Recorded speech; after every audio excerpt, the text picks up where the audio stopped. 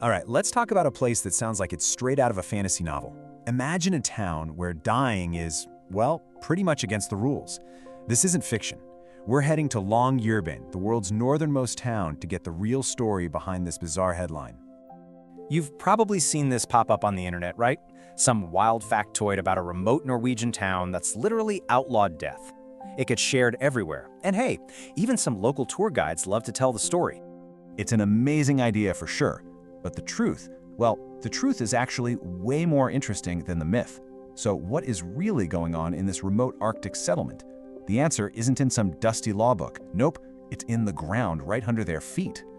To really understand this whole no dying rule, you have to look down.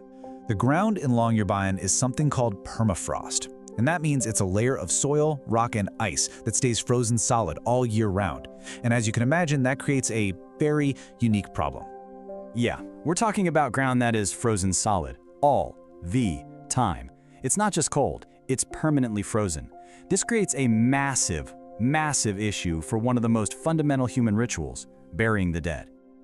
So because of this extreme, constant cold, any bodies that were buried in the local cemetery, well, they just weren't decomposing.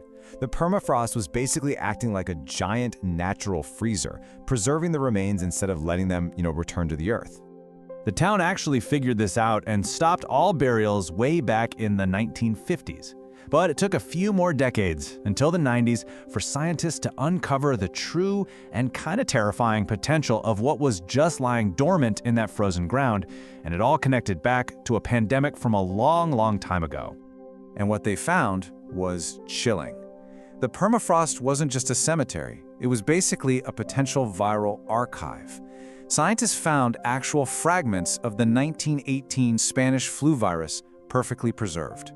And with the Arctic warming up, the fear was that these diseases could one day thaw out and re-emerge. So here's the real deal. It's not an actual law.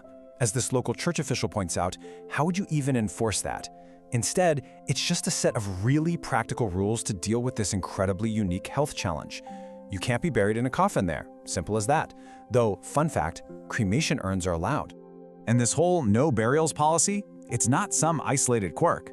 It's actually just one piece of a much larger puzzle.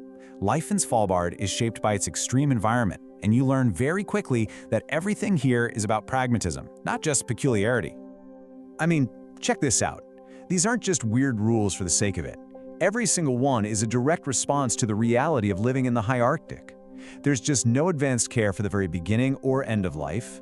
The wildlife is a very real threat, and the local ecosystem is incredibly fragile. And this really gets to the heart of it. The local hospital is small. It's designed for emergencies, not for complex, long-term care. The entire system is built for a population that's healthy, mobile, and pretty much self-sufficient. Even the rules for just staying safe are super structured.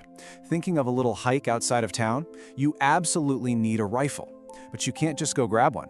There's a whole formal process with permits and background checks. It just goes to show how serious coexisting with thousands of polar bears really is. So living here isn't just about following rules. It's about adapting to some of the most extreme conditions on the entire planet, from months of total darkness to a climate that's changing faster than almost anywhere else. Seriously, try to wrap your head around this. For months on end, the sun never rises. It's just pitch black night all day, every day. And then that's completely flipped in the summer with months of 24-hour daylight. It's a life of incredible contrast. And on top of all that, Svalbard is on the absolute front lines of climate change. It's warming up at a terrifyingly fast rate. And that permafrost, the very reason for the burial ban, it's under direct threat, which has huge implications for the entire ecosystem. So you'd think this rapid warming would be devastating for the polar bears, right? I mean, they need sea ice to hunt. But, and this is wild, researchers here found something remarkable. Against all odds, the local bear population actually seems to be thriving. And the reason why is just incredible. It shows how life here, for everyone and everything, is all about adaptation. The bears are changing how they live to survive. They're not just waiting around for the ice, they're finding new food on land.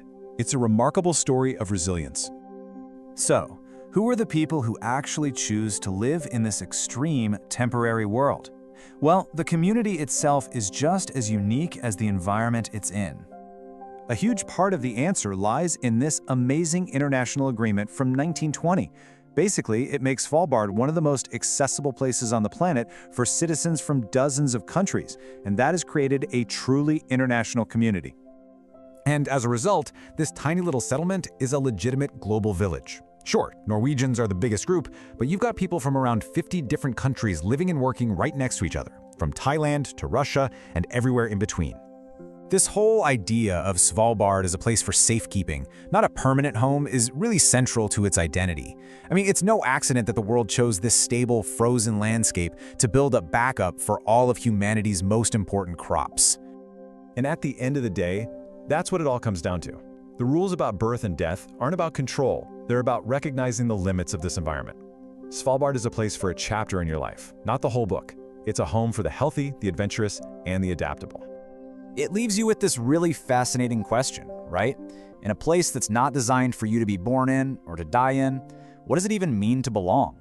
Maybe, at the very edge of the world, belonging is less about where you start or end, and more about how you choose to live in the incredible here and now.